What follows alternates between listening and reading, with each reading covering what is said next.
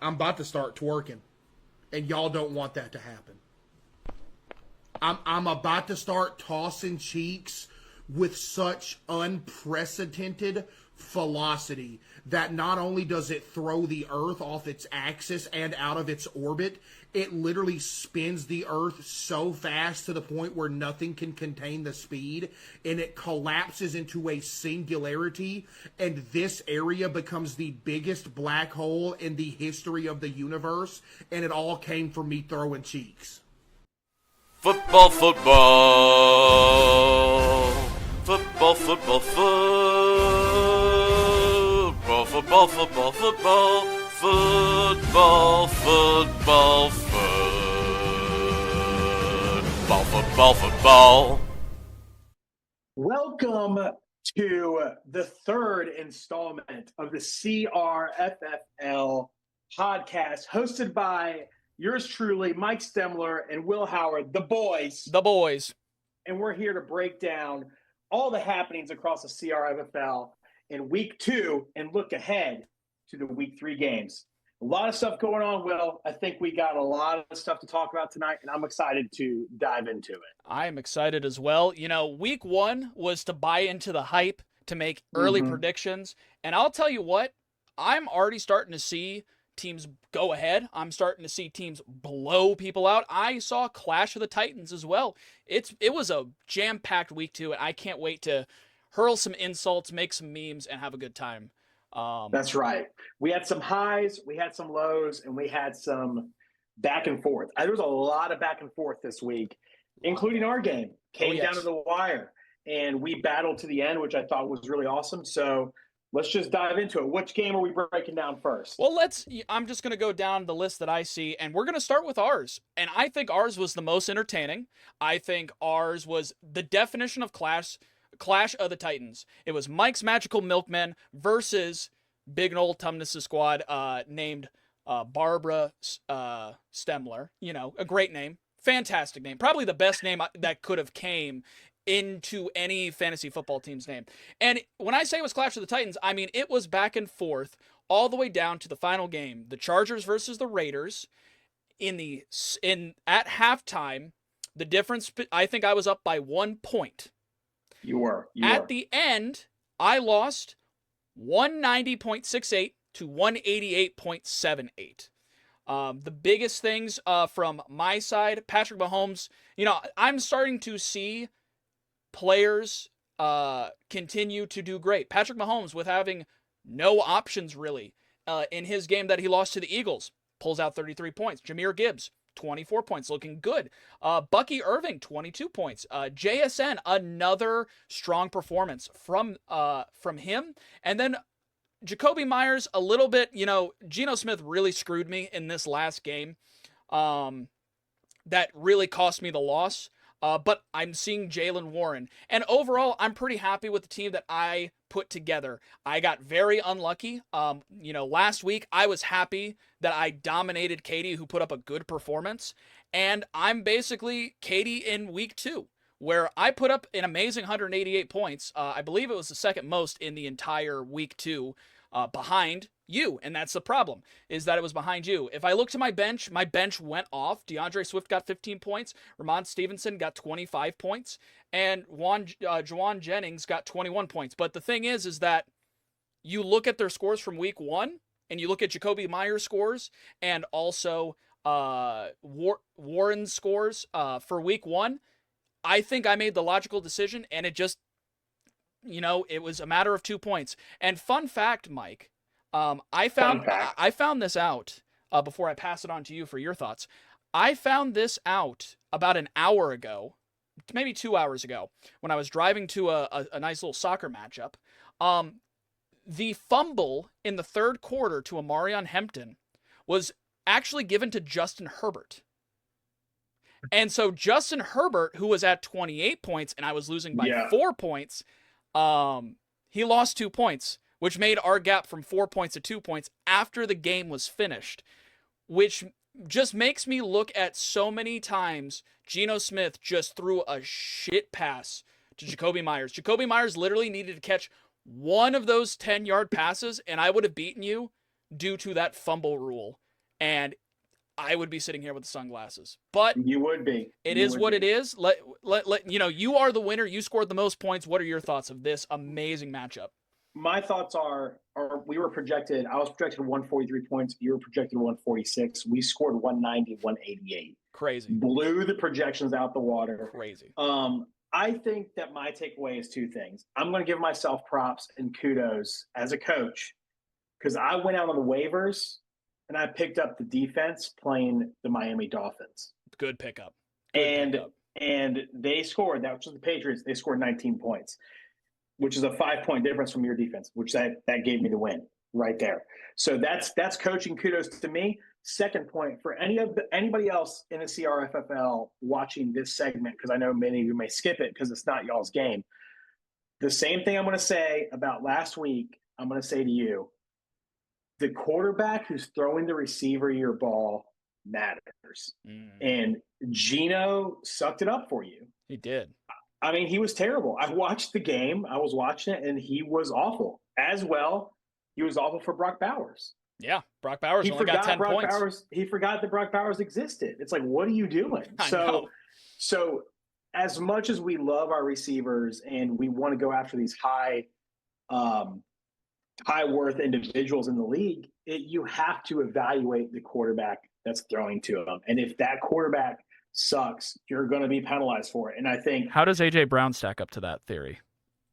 That's the other point I'll be critical about my team is what is going on with AJ Brown and Jalen Hurts. Bro, he quadrupled his points from last week. That is improvement that we want to see in a team.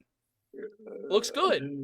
It's rough. It's rough over here. and I feel so. If I were to be critical on my team, I'm worried about Breece Hall, which I don't know why I was pumped on him. You warned me.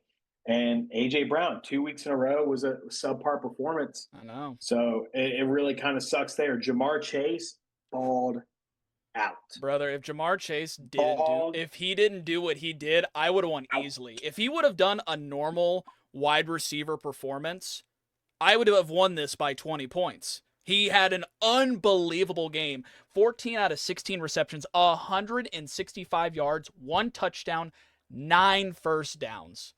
And everybody was like, oh, I bet you're worried that Joe Burrow. So here's my thing about the quarterback too. You're worried Joe Burrow's not throwing the ball. Here's the thing. When you got an A+ wide receiver in a unseasoned QB, they're going to throw it to the number one. Oh, 100%. So if you have the number one receiver, you're probably fine. But it's like when you're getting to the second, third option, tight end option, that's when I think your quarterback really matters because that's when they spread the ball around. Agreed. Joe Burrow understands the offense deeper. He's not going to throw it to Jamar Chase every time. Yeah. Because he knows what he's doing. This quarterback, he's going to give that guy the ball because it's like as long as he's getting the ball, I feel like I'm going to be successful. So I'm not worried about Jamar Chase. I wouldn't be. AJ Brown really worries me, and I'm going to call it right now. I'm putting AJ Brown on the trading block. He's going on the block this week. I'm putting him out there. After I see the waivers tomorrow, he's going out there, and I might be dishing out some trades for some people. Might be. I mean, you have Quentin Johnson on your bench. I have Quentin Johnson, which I would be down to trade him. So, I mean, we got some amazing 6-yard catch for a touchdown that he got. I mean, that's really the bolster of the 15 points he got. I'm not upset about, and I picked him up off waivers. Yeah, 15 points. The waiver king. So, waiver king. I'm hitting the waivers heavy early, as we all know. That's my strategy, and then I have nothing to do about week 4. I have no money, so he's broke.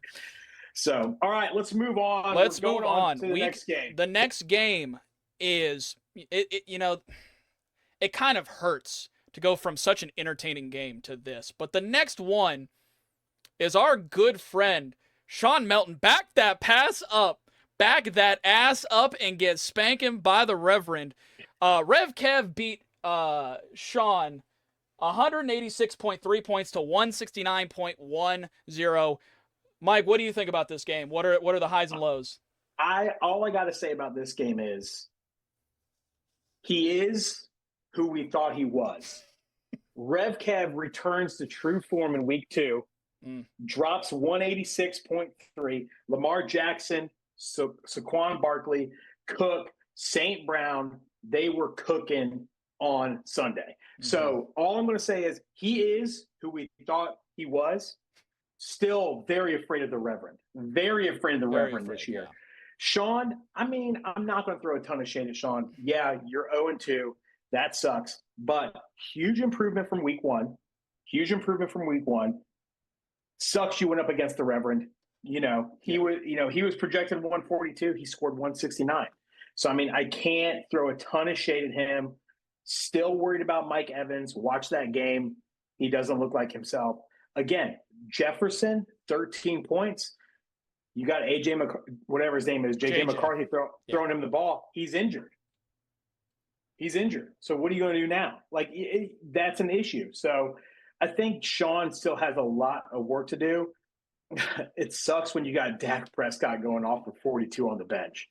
I mean, that is an absolute stab to the heart. That's the win right there. That's the win right there. That is the win, but Kyler Murray, I don't think was a bad 25 decision. points. No, I don't think it was a bad decision. Against Carolina, it's a smart move. Yeah. So, yeah, I think Shawn, sucks you're 0-2, but it doesn't look bleak after week one. Week one looked bleak. This doesn't look bleak, but my big takeaway is the Reverend is who we thought he was. He was. And he's here to take names, and I think who plays him in week 3, whoever that is, needs to be worried. I hope their timber's got to be it's not me. I hope it's not me. I don't want to play him. I'm not sure. We'll look at that at our week 3 look ahead, and we'll pray for that person. I mean, when it comes down to it, I don't know what to say about Kevin's team, because you just said the first 4 people, Jackson, Barkley, Cook, and Brown, scoring 32, 19, 33, and 46 points. Just ridiculous. And then I could go and insult, you had Devontae Smith. He didn't do too well. That was kind of bad. Mark Andrews, yada, yada, yada. James Conner, okay. Pittman, not so good. But then you look at his bench. He's got, I can never say his name. Rome Unze, the Bears wide receiver, 38 points. He's got Jameson Williams, who puts up another 22 points. So it's like, you got options. You got Pittsburgh defense who did 9. You got Rams defense that did 14. He's got backups to cover. He's got Jared Goff just sitting there, just hanging out. And that's what scares me, is that you look at someone like you look at someone like Heather, who we'll talk to in the future. Main QB got injured. That's trade value. That's trade value that Kevin can capitalize on to pick up another good running back, maybe look into the tight end position, because I would say his tight end, Mark Andrews, I just don't think that's probably your weak point. It's not bad that that's your weak point, but that is your weak point. You could look to see if you could pick up a good tight end with that option. So it's just like, we like to make fun of Kevin for week 1, but I mean, good Lord. I mean, this is why in the draft analysis we said that we were scared of Kevin. But again, when it comes to Shawn, I think this is more unlucky. I agree with you. I can't insult him as much. I mean, Travion Henderson was not a bad pickup. A lot of people thought that he was going to be the main back for New England, and it's been Ramondre Stevenson this week who just balled out 25 points on the bench. I mean, I didn't even see that coming. That's why he was on my bench. I do think in the future, because he's a rookie, he's going to start getting more of that percentage of plays, and that's going to kind of give him more points. And then Justin Jefferson, I mean, I just, it's what you said in this previous segment of me versus you. Justin Jefferson's fantastic, but J.J. McCarthy isn't. So, he did well, 15 points in week 1, but it's against Chicago. Chicago doesn't have a great defense. And now, you can see it, 13 points in Atlanta. And now you're going against Cincinnati. It's at home, but you got Carson Wentz as your main QB. I'm a little nervous with that. And then Mike Evans as well. I just don't think, besides Egbuka and Bucky Irving, I'm just not loving what's happening in Tampa Bay. They're barely winning their games. They're very scrappy. They're very hit or miss. The only person who I think's been fairly consistent is Egbuka. 2 weeks where he's been putting up some decent numbers. 23 points in week 1 against Atlanta, and then 15 points against Houston. But they do go against the Jets. So I think that, I think Evans is on a downward trajectory, but I do think maybe you keep Evans for one more week, try to squeeze a little bit more juice out of that. And then they go against Philly, and I think you throw him right to the bench. And I think you need to look to your bench, look to maybe McMillan as maybe that replacement for your for your flex option, because I think he's showing some promise. And it works perfectly because they're going against Carolina's going against New England when Evans in Tampa Bay is going against Philly. So I think that might be a nice transition. Still look to the waivers, see if you can pick up some, good stuff. You do have Pacheco. I mean, I'm trying to be nice. My biggest critique to Shawn is you got 3 QBs on your team, bro. I just noticed that. Why do you have Dak Prescott, you have Kyler Murray, and you have Michael Penix Jr.? Like, you don't need 3. Get out of here. You don't need 3 QBs. Get Penix out of here, because you have two good. It's almost like, when you're like feeding for a late night snack. Yeah. And you're in your underwear. You're sitting there in front of the fridge. You get a bowl of cheese, you get some pretzels or maybe some tortilla chips, and you start eating. Yeah. And then there comes a point where your stomach, you're like, oh, I'm full. Maybe it's time to go to bed. But this is your late night snacking witching hour. So you keep going for the chips and cheese. And then you literally poop the bed because you ate too much chips and cheese. You are currently pooping the bed. This is Michael Penix Jr. is the poop in the bed right now. You need to get rid of him, and you need to put some Febreze on the bed, put some stain remover, and you need to get a running back or a wide receiver that can break into your starting lineup so you can get some more points, brother. My guy, you don't need 3 QBs. You don't need 3 QBs. That was a long tangent just to say you don't need 3 QBs, but. And Kevin, you still have 2 defenses. I have 2 defenses, so I get out of here. No, 2 defenses. I picked up the second defense because I had Washington. I didn't think Washington was going to do well against Green Bay. I saw that Heather dropped the Lions defense, kind of an L, not as bad as dropping Puka, but kind of an L. So I was like, let me pick that up quickly, and that saved me. I went from Washington would have gotten me 4 points, they got me 14 points. So maybe Kevin was in the same situation, except it was the opposite. But regardless, Kevin, you are who we thought you were. Shawn, better. You're still getting detention. Yeah, moving on. All right, we're moving on to our next matchup, and this one is a fantastic one. A lot to talk about in this one. We got Heather's Haterade versus Gourdzilla.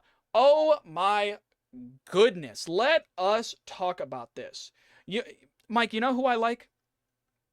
Who do you like? I like Puka Nacua. You know what's so great about Puka Nacua is that he's not on your goddamn team anymore. And Heather actually thought, you know what? This person's a baller. I'm going to put him in my starting lineup. It's going to be wide receiver 1 right now. 31 points. You know who I also like? Jonathan Taylor. And I like how the Colts are just coming out and just punch right in the mouth. 37 points. And you know what?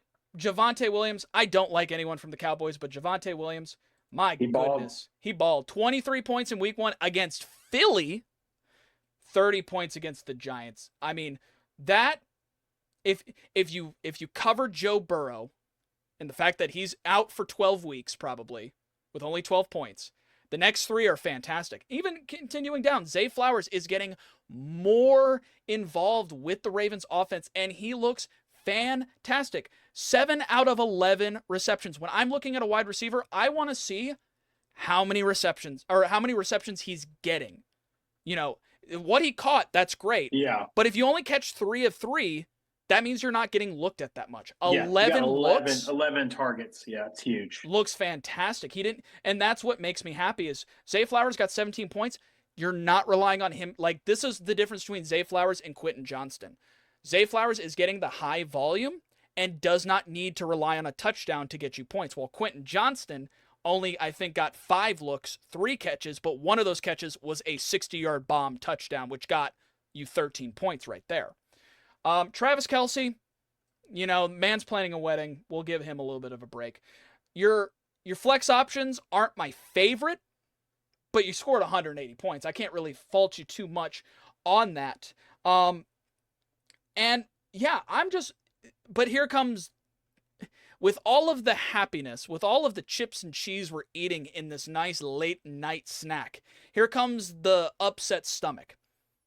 Joe Burrow out for a long time. Here's what I would say before you go on. Does this Joe Burrow week 1 and week 2 sucked? But that's the Bengals. Wins. But she's still getting wins. Yes. She's still getting wins. But that's my whole point about her team, why I think, again, she was my sleeper pick of the year. And I stick with that right now. I know a little jumping ahead, but because Joe Burrow performed so bad in week 1 and week 2, she only has one way to go with the QB position, and that's up. If she pretty much picks up any decent QB off waivers, she doesn't have to make a trade. It's a point increase for her team. So, yeah, I agree. Joe Burrow's out, but maybe that's the blessing in disguise, because maybe she's hanging on to something that she needs to let go of and she's forced to because he's getting surgery. So I don't know, man. I think when you look at her team, she's 2-0. She scored 188, and she has Kraft on the bench. Oh my God, look at her. She knows I'm talking about her. She's in the sanctity of the studio right now. Get out of here. So moving on to Gordon, it's just a tough week for Gordon. Redskins got obliterated. Jaden Daniels' knee got Jim jammed. Jim flammed. And Genty is exactly what we thought he was. Under RB you should have taken so high in the round. And you're sitting here exactly where you're supposed to be. 1-1, just like we said. We said after week 1, your team's mid. You were projected to score 139 points. You scored 143 points. You did what your team was supposed to do, which is be mid and not blow up. And here you are, 1-1. And when the season's over, you're going to be 6-6, and you're probably losing the first round of the playoffs. So, yeah, I mean, I agree. I agree to a point. I mean, both teams are now in kind of. When I go to Heather all I was going to say was Heather needs to get into the waivers, because both your QB options are now injured. You maybe pick up a Danny Dimes. He literally back-to-back weeks of 40 points. No one would have thought that. And if you would have told me before this season to pick up Daniel Jones, Danathy Jonas, in week 3, I would have said I was smoking some Michael Penis Jr. But I think that might be a good option just for the stopgap, because here's the thing: you're doing fantastic. Quarterbacks can, when you get into closer matches, because if you think about it right now, Mike, this week was good because Gordon played how he played. If he would have went against you, if he would have went against, or if she would have went against you, against me, against Katie, against Kevin, the people who are showing that constant 180 right now, quarterback would make the difference. And that's the thing of like, I'm never worried about Joe Burrow because the Bengals always take a few weeks to kind of, we said the same thing about Joe Burrow last year, and then he dropped, I think, 2 50-point games around mid season. Yeah. So it's just one of those things of, I think you need to start looking into this, because this can make or break. You're beating the easy teams. You now need to get ready to beat the hard teams, because there's going to come a time where you're going to go against you, going to go against Kevin, going to go against Katie. And those are the shiver me timbers monster under my bed. I'm nervous. When it comes to Gordon, Jaden Daniels is questionable. It's okay. Drake May on the bench. Drake May is looking fantastic. Going against Pittsburgh, I think he'll do pretty well. Then it goes against Carolina. I think these next 2 weeks with Drake May, I would honestly, I'd put him up there. I think it's good. Buffalo, that would be hard, but then it's New Orleans, then it's Tennessee, then it's Cleveland, then it's Atlanta. I think I'm kind of buying the Drake May stock, starting him while you wait for Jaden Daniels to get healthy. I don't know if he's going to play next week. It's against Las Vegas. Raiders have a decent defense. They held the Chargers and Justin Herbert just to 20 points. So it's one of those things of, I don't think you have a problem there. Genty, he's just not it yet. I'm kind of surprised that the Raiders have not really relied on The running Dude, game. You watched the game last night. He had one good run. I saw him spin Derwin James, Yeah, he took him down. Probably the best defensive charger out there. Spun him to an early grave. I think Genty's there. I just don't think you bought yourself your bell cow running back, Raiders. Like, this is supposed to be the guy. This is supposed to be your Jonathan Taylor, your Bijan Robinson, your Jahmyr Gibbs, however you want to put it. This is supposed to be your guy, your guy. Why is he only getting 11 carries? That is barbaric. Well, he also looked discombobulated last night. The Chargers also have a good defense. But there was one time Geno was going to hand the ball to him and Genty was on the wrong side. Like, I think that as a rookie, he's just got to get caught up. Yeah. And I just think it's going to take a while. And I think that Gordon's going to pay the price of that. I think Gordon's he going will to pay the price of that. I think he will. And like, you look at his running backs on his bench and it's bleak. I mean, you got Jacroy, Krotsky, Merritt. His bench, he's got no bench. And he's got Charbonnet, and Charbonnet is behind Kenneth Walker. Your running backs scare me. I mean, Kamara's doing good, but how long does running backs are so important. Your top two running backs, your top two wide receivers are your main people. And you having Kamara, Genty, Ladd, and DK Metcalf. I like Kamara's doing well. I like Ladd. DK I don't like. Genty is just not on the pace yet. You know, he has a lot to learn. And you're taking that and you're like, this is who I'm relying on to get me the bulk of the points.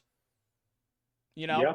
And that I'm starting to get scared. I think you're going to tip over and, you know, fall into a pit of despair? No, but I think, like you said, he's middle of the road. If he wants to get up here, he's got to start changing. He's got to make some moves. Yeah. All right, moving on. We're going on to Sutton Smell Like Shaheed. Yes. Versus All You Need Is Love. So I'm jumping out the gate here because I know you probably have some stuff to say to Joel. Katie brought it. She brought the game. She was very pumped up Thursday Night Football, cheering for the Pack.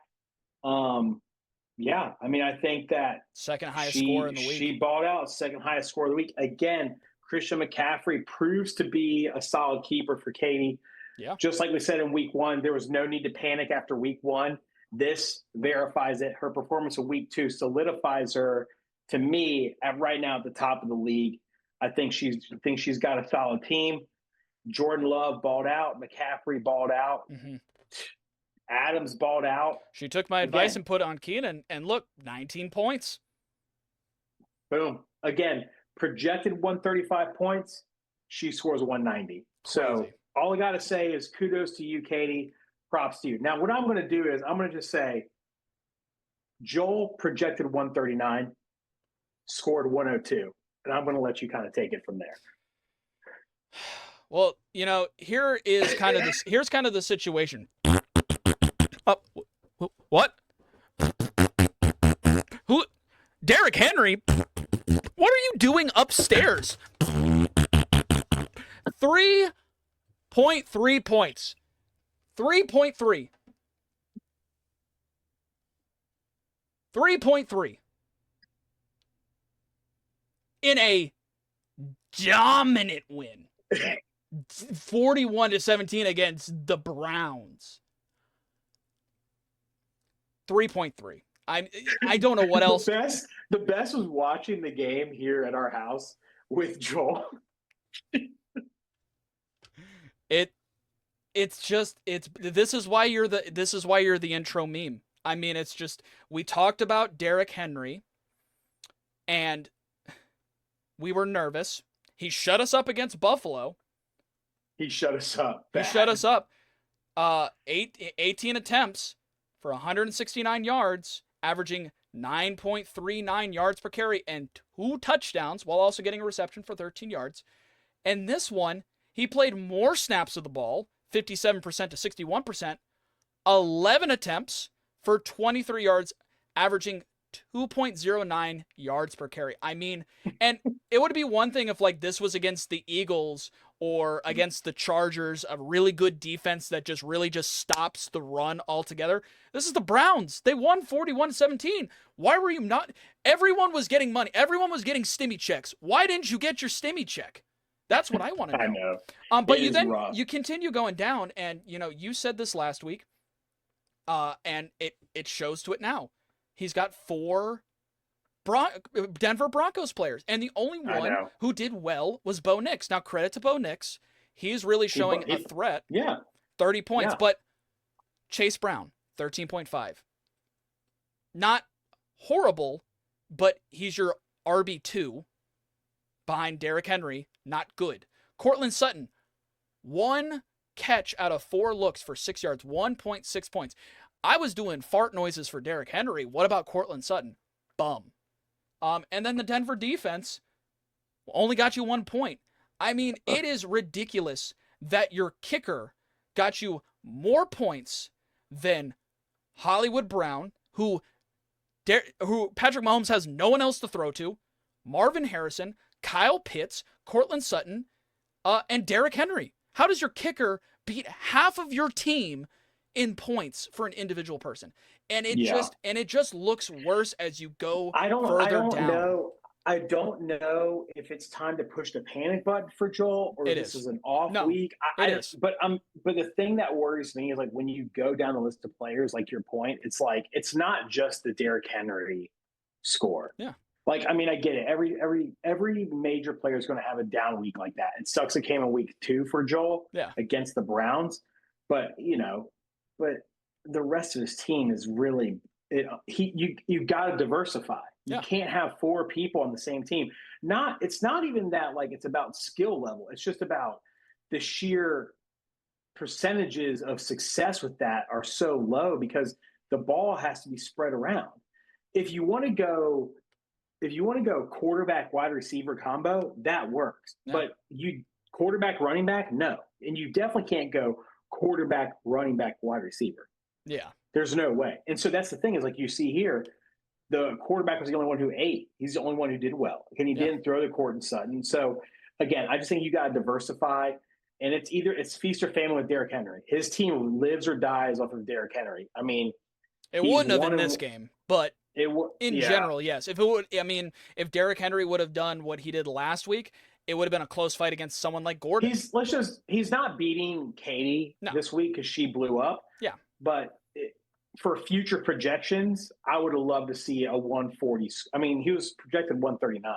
Yeah, that's a big gap. And you I would have loved to holds. see a 130, a 140 score here. I'm not feeling that bad, but this was a bad outing. So I think he's got to do some work. I would say he needs to look for trade. Hot take, I think he should look to trade Derrick Henry. I think he could get a lot of value for Derrick Henry, and I think he needs to diversify his team. That's where I feel like with Joel is you just got to diversify. Yeah, I think right now, Derrick Henry still has so much value. See what you can get for him. And I think that might be a good, because we're making fun of Derrick Henry, and because it's funny. But Derrick Henry is still a fantastic running back, and this is probably more than likely an off week for him. You could definitely get some value from trading him, and you have Judkins on your bench, who is going to slowly be getting more and more into the Browns' percentages of play as he kind of gets further into it. His gap from RB1 to RB2 is just so big. Yeah. That's the thing. But I mean, I guess you got Derrick Henry, so it's going to be big no matter what. But I don't know. Katie has Christian McCaffrey and then Josh Jacobs as your 2, and I think that is there is a gap to it, but I don't think is as astronomical of a gap as Derrick Henry to Chase Brown personally. Yeah. So we'll get Chase Brown's on the Bengals, and who knows what their offense is going to look like. And Chase Brown might actually, because Joe Burrow is injured, they might rely on the run game more because they're putting in, I'm pretty sure it's a rookie, isn't it? Isn't the guy? I'm not even sure. I'm not even sure. But anyway. All right. Brown, well, that's how. Oh no, he's old. He's old. He's 29. Never mind. He's not a rookie. All right, on to the last game of this one. We're starting with Clash of the Titans, and then we're kind of going to we started with that. We're ending with Clash of the People. It wasn't as Titan-esque, but less than a 1 point difference. It was back and forth. Caleb coming out with in the second to last game of week 2. Getting it over the line by any means necessary, even if he has to drag his players by the throat. Beating Tori 161.72 to 160.94. The first thing we see is Josh Allen, another good week. Not as good as last week, but you can't really do back-to-back 59-point weeks. But 22 is respectable. HN, he is really the only thing that looks great coming out of Miami, I personally think. 18.5 points against the Colts, who are looking really good, and then he follows it up against New England with 29 points. Fantastic. Your wide receiver 2, Pollard, okay. Brian Thompson kind of had an off game, I think. I think he's going to start getting back into the swing of things, so I kind of have hope for him. Chris Olave, I don't think he's that great, but he got you 15 points. Looks good. And then Etienne, 19.9 points. I think that was a good use of the flex option for you. And overall, you got... here's the thing. I think you got lucky. Because you look at... I love that you say that, because I want to jump in here. Okay, you do it. Okay. He got lucky, and here's why. When you look at Tori's scores, they're all respectable, but you get down to C. McLaughlin, 1 point. And a missed field goal. It was a missed field goal, but even worse, that missed field goal led to the weird score. Yeah. And the weird scoring led to what? 2-point conversion attempts. Mm-hmm. So when Baker goes on his I'm him drive to win that game and they score, instead of trotting out McLaughlin for the field goal, what do they got to do? They got to try to make a 3-point gap, so they go for 2 and they don't get a 2-point conversion. If they just kick the field goal, Tori wins that game. Oh, yeah. Because he would have scored 1 point for the field goal. So it really, and again, I'm not going to sit here and be like, you got to look at your kicking situation. Kickers can win games, though. Kickers can win games, but they're a crapshoot. You don't know. You don't know when the kicker's going to ball out. They are, but you can kind of. I guess you can't. We're looking at this with.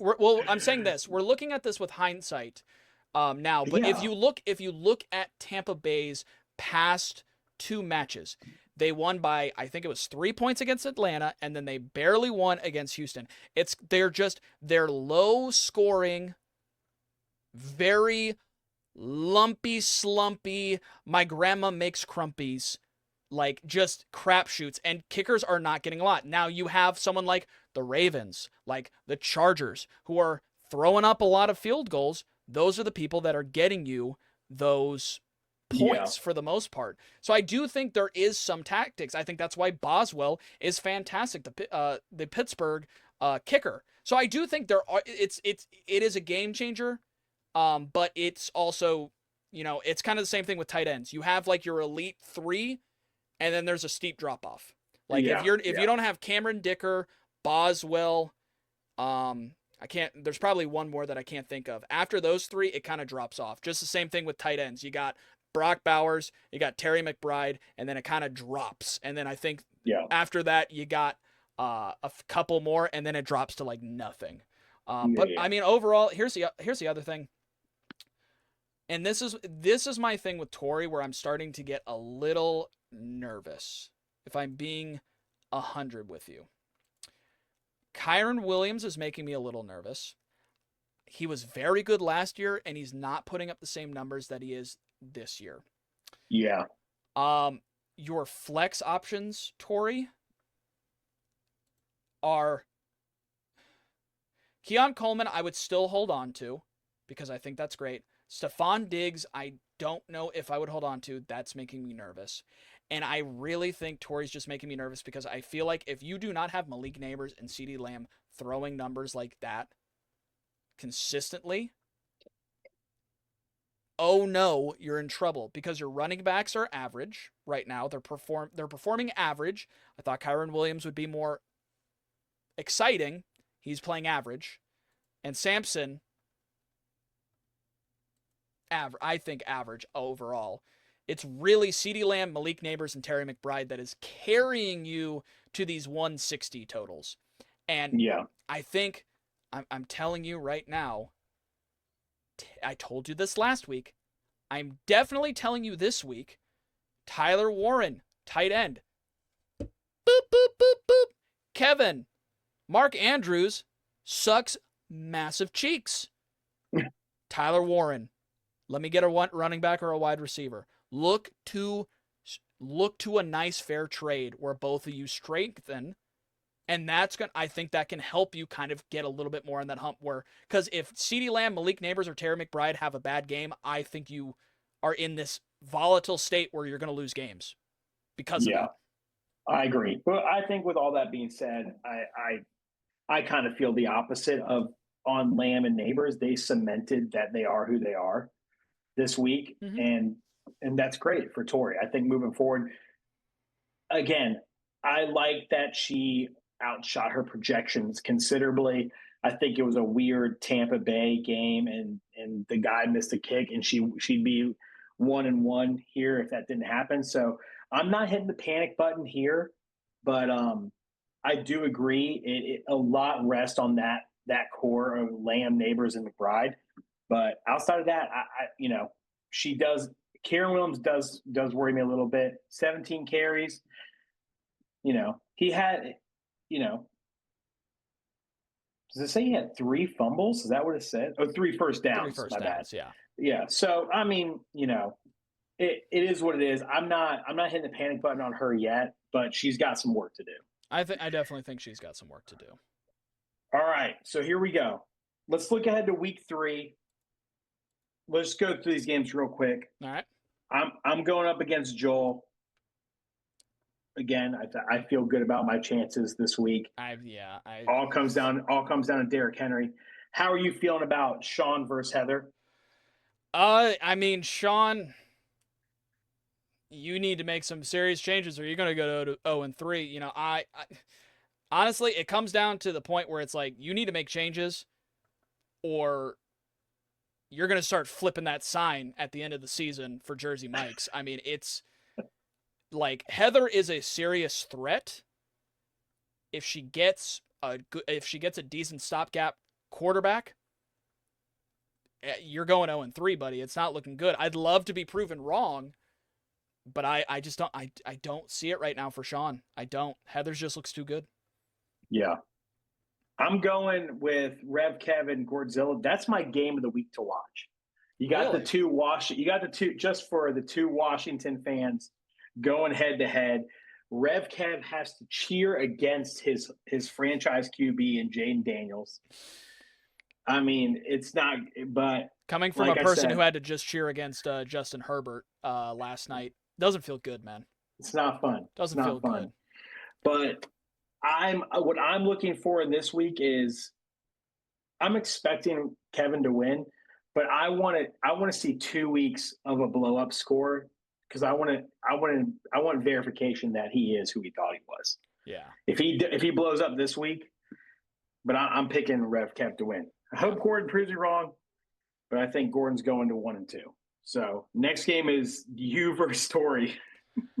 Yeah, so Tori, maybe hold on to Tyler Warren just for 1 more week. I think that would be fantastic. I mean, when it comes down to it, I'm kind of at a point where, I need to make the right decisions on who I put in from my bench because I feel like my bench is fairly strong. I think Ramondre Stevenson is actually showing that he's actually pretty decent, but they go against Pittsburgh. Is that going to be a good put in? Which defense do I put in? Detroit goes against Baltimore, while Washington goes against Las Vegas. So do I drop one of those for maybe another pickup on the waivers? Patrick Mahomes goes against the Giants. So I'm hoping that he balls out, as the Chiefs look for their first win of the season. So, I mean, Tori, overall, I gotta back myself. I'm I, in the standings right now, have scored the most points and have had the most points scored on me. So I feel like after going against Katie with Christian McCaffrey and you, Mike, with Jamar Chase, I feel like I just need an easy week. So I'm just praying, can you just give me an easy week? That's all I'm begging for. Please, Tori, I need a break. I think I'm going to win fairly well. Fairly easily. And then the final game is Katie versus Caleb. Katie's scary. I don't know. Katie is scary. This game's a toss-up for me. It really comes down to, I think Katie's team's going to perform well. But if Josh Allen has a blow-up week and he's capable of blow-up weeks. It's against Miami. It's against Miami. And that's a divisional game that they have to win. And I think it's home. Josh Allen he's ready to eat. He is ready to eat. I would always be afraid about playing Caleb's team off of a week where Josh Allen doesn't score in the 30s. Because it's a recipe for him to score in the 40s or 50s. So it's a toss-up for me. I'm flipping a coin on this one. I'm going Katie just because she's pregnant and she's going to be a mom soon. Katie can't lose out to me by a few points because I score 180. Go and score 190 and dunk on them, and then lose to Caleb. That would be it would be a disgrace. It would be embarrassing.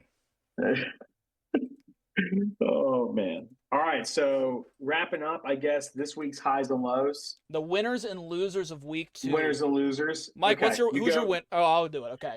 You go first. I think my winner for week 2, I have to say it's you. Again, 2-point win and you had to score 190 to get the win, and to have a week where Jamar Chase scores you 48 points. It's just one of those things of like the stars are just aligned for you to win. I think you are the winner. The team looks strong. You're scoring 190. You're balling out. It's just to me, it's a no-brainer. I would give it to you. I respect that. I appreciate that. My winner of the week is none other than himself, our Reverend Kevin Tremper. Again, I think that he needed that week to feel the confidence, to feel the vibes flow inside of his veins, to get his mojo back. And I think he has it. And I'm worried about the rest of the season. So he's my winner of the week. I don't like saying it. I'm worried about it. And we'll see how the season goes. My loser of the week, which I think we're going to agree on is, and it's got to be Joel, dude.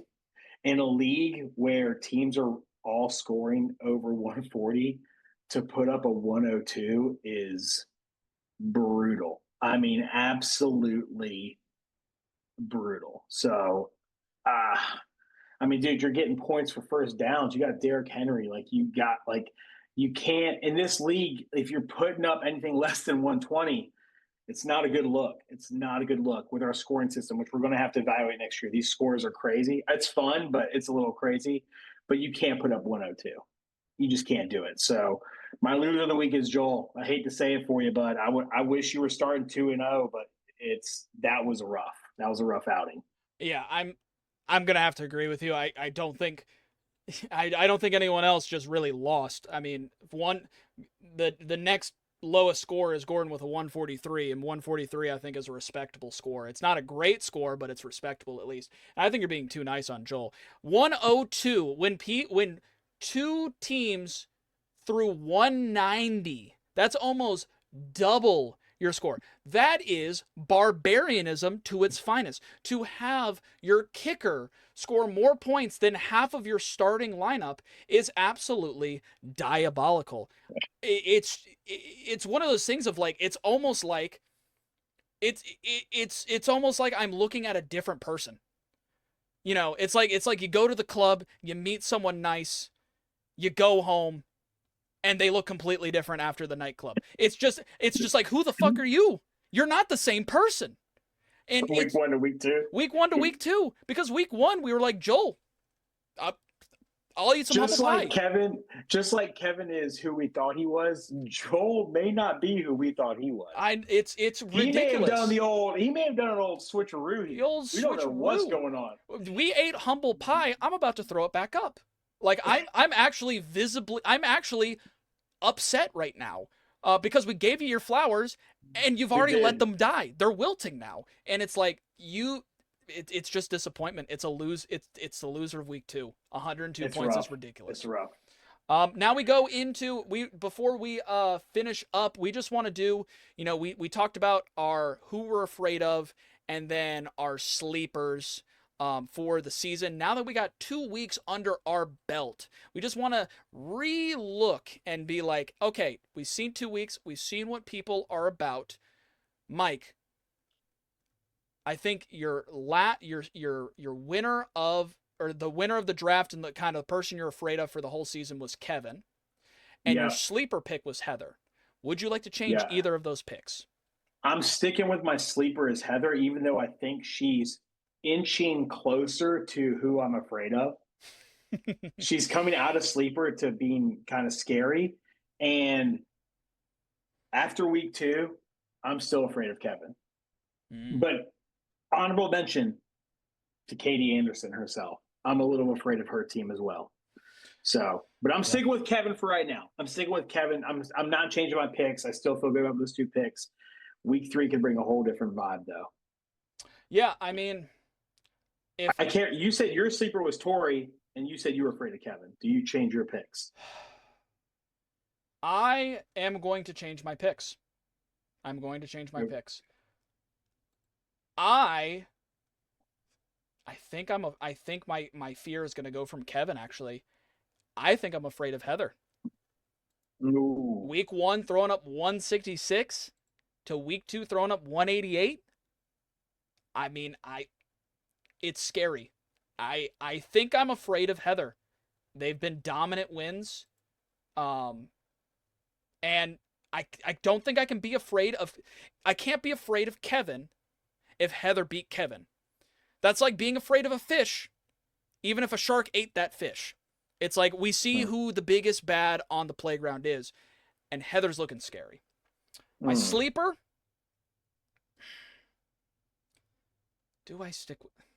I'm sticking with Tori.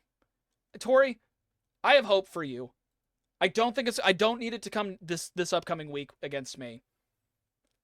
But you're putting up respectable numbers. You put up 149 into 160, and you really should be 1-1. I'm gonna stick with Tori at least for a little bit more until I see if she actually is proactive and makes some changes. I think she can turn the ship around. And we made fun of Katie last season for going 0-2 and being oh, she's losing so much, and then next thing you know she goes to the finals. That is the definition of your sleeper pick. I think Tori can have the same run. She just needs to apply herself. Yeah. I think those are good picks. Yeah. All right. That's it. We're here. We did it. The boys are here. Stay tuned. Hit that subscribe button. The like button. We should have how many? We should have 10 We should have 10 subscribers. We should have 10 subscribers, and you know what? I don't think we have 10 subscribers. I don't even think we have half that. I don't think we have 5 subscribers. I'm gonna double check now. Hey, we have 6. We have 6 subscribers. We have 6, baby. We're almost there. We're 60% of the way there. All I'm saying is, I think week 4. Tune in. We're gonna have some special stuff coming week 4. We've been in the lab. We've been cooking. So look forward to week 4. Look forward to the week 3 games. Catch you on the waivers. Catch you on the chats. Keep it real. See you. Football, football. Football, football, football. Football, football, football. Football, football, football. Football, football, football.